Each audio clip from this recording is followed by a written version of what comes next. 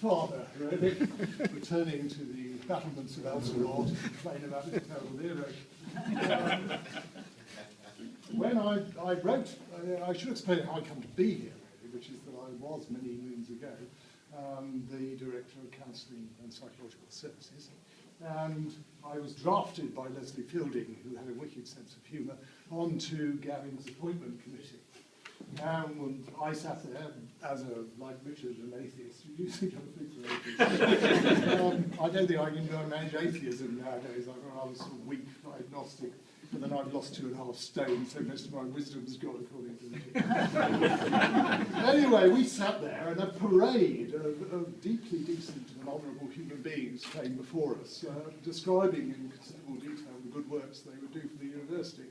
Shortly followed by this rather red-faced young fellow who appeared and announced that he didn't really believe in religion, thought it would be a good idea if students had a much more fun than they actually did have, and largely speaking, he thought if we keep their religion to the absolute minimum, it would be going much better. So, needless to say, we weren't going to appoint him. And it's a great tribute to Leslie Fielding that he then banged our heads together so severely that we actually ended up appointing Gav. And, of course, he was utterly right, because Gav has been simply splendid. You know, it is difficult to find words to describe someone who has brought quite as much joy and laughter into my life, certainly. And since it was our unfortunate job upon occasions to bury the mistakes of the university, and I mentioned this in an unfortunate tone, but students do die, and it's unbelievably difficult. And one of the things that was so wonderful about Gav was the ability to change gear and move into a position of being able to speak about loss and death and make it human. And I suppose that's what I really would like us all to celebrate in Gav today. I mean, I'm here as a psychotherapist, so obviously I want to speak about the shadow side. And the shadow side of Gav is that he's a man prodigiously gifted with talents, who's always capable of making a pratfall almost to order. And the implication of that has been that the desire to kill the tall poppy is always mediated by the fact it's just fallen over in the pot. And I think nobody else would have persuaded $60,000 to tune in every Sunday to listen to your wonderful ramblings on the Radio Sussex, simply for the pure joy of not knowing where the hell it was going to go. And knowing that that was a thing that we shared with Gavin himself. So, what splendidness. But I want to just say one or two more words, because it seems to me that it's only when you try to stand up on this campus and talk about things like humanity and students and the sorts of difficulty that get presented by having such a mixed and heterogeneous group of people, that you begin to understand just how difficult the task is. My approach, as many of you who are, can they say, looking a lot older. I, on the other hand, haven't changed at all, but you lot seem to have changed. Anyway, that's a mere comment. But my approach to the general task of trying to get student welfare on campus was that of a white rhinoceros, really. I used to learn my Tuscan charge at the more delicate parts of the administration and hope to achieve an effect. Gavin introduced me to the idea of diplomacy, which was an extraordinary idea, and I don't think I grasped it to this day. But the fact that we're both managing to retire and still want to be alive does seem to me to be a considerable tribute to your teaching. I was reading a book by a man called Charles Latour the other day called The Cult of Factish God. And Latour says that perhaps one of the best ways of understanding spirituality is it's a language that brings people together.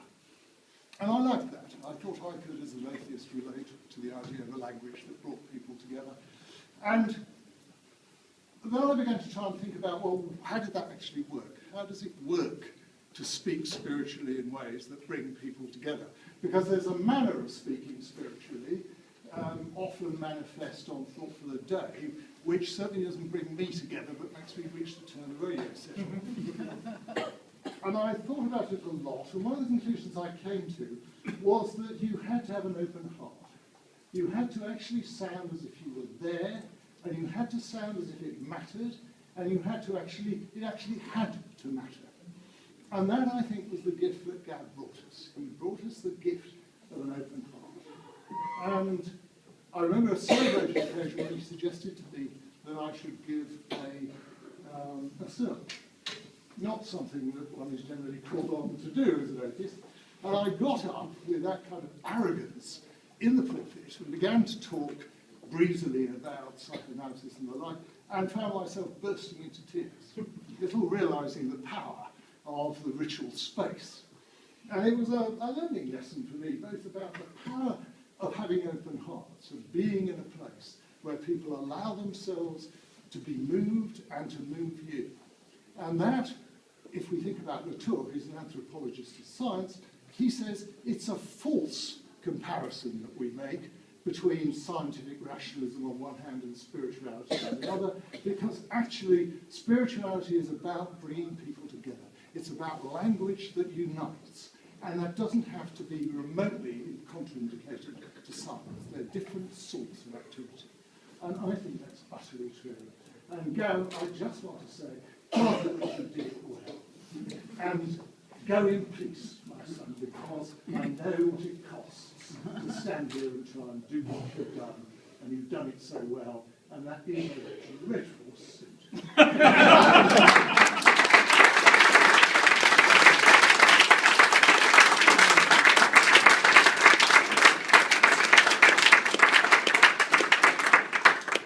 We're at university, that's probably enough talking. Mick, thank you very much. Richard also. Thank you all for being here. There's more to drink. At one point, the university decided to ban alcohol, so if there isn't enough, please drink it and celebrate and toast it up. And we thank so. And can I also say, the previous vicar who retired to where I'm going to told his many friends that he didn't expect them to keep in touch because he didn't want them coming across to Jersey for freebies or something.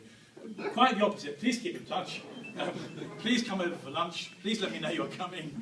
And that would be really quite wonderful. The worst thing of all would be to lose touch with you. But thank you very much for being here today. Thank you.